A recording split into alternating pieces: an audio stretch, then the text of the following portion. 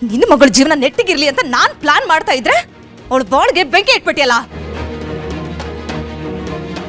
ಅಲ್ಲ ನಿನಗೆ ಒಂದ್ ಕಡೆ ಕುರಕ್ ಏನಾಗಿತ್ತು? ಯಾಕೆ ಹೋದೆ? ಏನ್ ಹಾಗೆ ನೋಡ್ತಿದ್ಯಾ? ನನ್ ತಾಳ್ಮೆನ ಪರೀಕ್ಷೆ ಮಾಡ್ಬೇಡ. ನಿನ್ ಕಣ್ಣು ಕೊಟ್ಟೇನೋ ಕಿತ್ತಾಕ್ಬಿಡ್ತೀನಿ ಇವಾಗ. ಮುಚ್ಚೆ ಕಣ್ಣ. ನೀನ್ ದಮಯಂತಿ, ಯಾಕೆ ಅವಳಿಗೆ ಹಾಗೆ ಬೈತಾ ಇದ್ಯಾ? ಬೈ ಕಡೆ.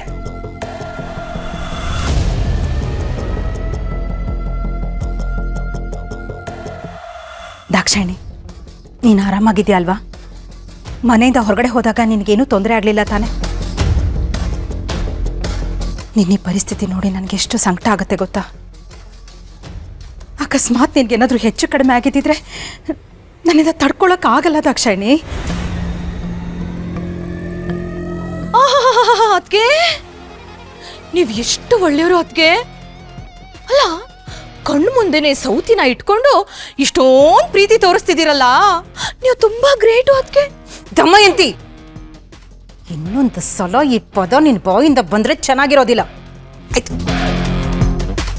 ದಾಕ್ಷಾಯಿಣಿ ಮನೆ ಒಡತಿ, ಪಾಪ ಅವಳ ಪರಿಸ್ಥಿತಿ ಹೀಗಾಗಿದೆ ಅಂತ ಬಾಯಿಗೆ ಬಂದಿದ್ದೆಲ್ಲ ಮಾತಾಡ್ಬೇಡ. ಇವಳು ಏನೇ ಆಗಿರ್ಲಿ, ಇವಳು ಯಾವತ್ತಿದ್ರು ನನ್ನ ಪ್ರಾಣ ಗೆಳತಿ.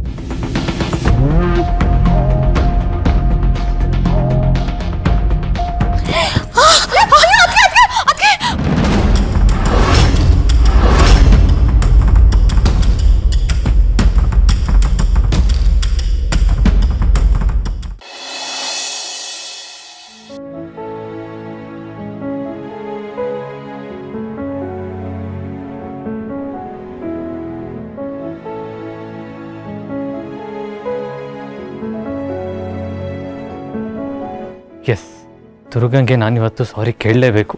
ನಾನು ಧೈರ್ಯ ಮಾಡಲೇಬೇಕು. ತಪ್ಪು ನಂದೇ ಅಂದಮೇಲೆ ಸಾರಿ ಕೇಳೋದಕ್ಕೆ ಈಗೋ ಯಾಕೆ ಅಡ್ಡ ಬರಬೇಕು? ಇಲ್ಲ, ನಾನು ಈಗಲೇ ಸಾರಿ ಕೇಳ್ತೀನಿ.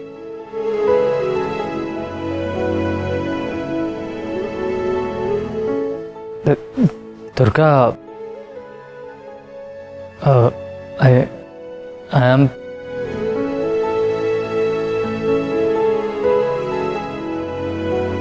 ದುರ್ಗಾ, ಶರತ್ ಯಾಕೆ ಹೀಗಾಡ್ತಿದ್ದಾರೆ? ಅವ್ರಿಗೆ ನನ್ನ ಮೇಲಿರೋ ಕೋಪ ಕಡಿಮೆ ಆಗಿಲ್ಲ ಅನ್ಸುತ್ತೆ ಅಕ್ಕ. ನನ್ನ ಮುಖ ನೋಡೋಕ್ಕೂ ಅವ್ರಿಗೆ ಇಷ್ಟ ಇಲ್ವೇನೋ.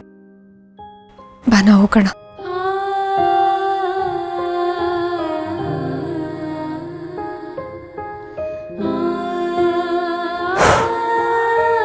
ದುರ್ಗಾ,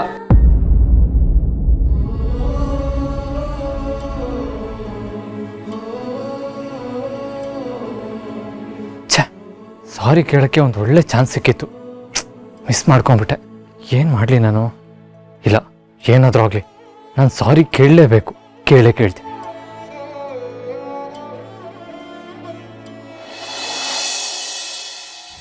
ಅಯ್ಯೋ ಅಣ್ಣ, ಅಣ್ಣ ಬೇಗ ಬಾ ಅಣ್ಣ, ಇಲ್ಲಿ ಬೇಗ ಬಾ ಅಣ್ಣ. ದಮಯಂತಿ, ದಮಯಂತಿ, ದಮಯಂತಿ, ಸುಮ್ಮನಿರು. ಯಾಕೆ ಚಿಕ್ಕ ವಿಷಯನ ಎಷ್ಟು ದೊಡ್ಡದು ಮಾಡ್ತಾ ಇದ್ಯಾ? ಈಗ ನನ್ಗೇನು ಆಗಿಲ್ಲ ತಾನೆ? ಅದು ಹಾಗಲ್ಲ, ಸುಮ್ಮನಿರು ದಮಯಂತಿ. ಅಣ್ಣ ಅಲ್ಲಿ ನೋಡೋಣ, ದಾಕ್ಷಾಯಿಣಿ ಅದಕ್ಕೆ ಮಾಡೋ ಕೆಲಸನ. ಅಲ್ಲ ಪಾಪ ಮಾಳ್ವಿಕಾ ಅದಕ್ಕೆ ಪ್ರೀತಿಯಿಂದ ಮಾತಾಡ್ಸೋಕ್ ಹೋದ್ರೆ ಅವ್ರನ್ನ ತೊಳ್ಬಿಡೋದಾ? ಏನಾಗಿದೆ ಇವ್ರಿಗೆ?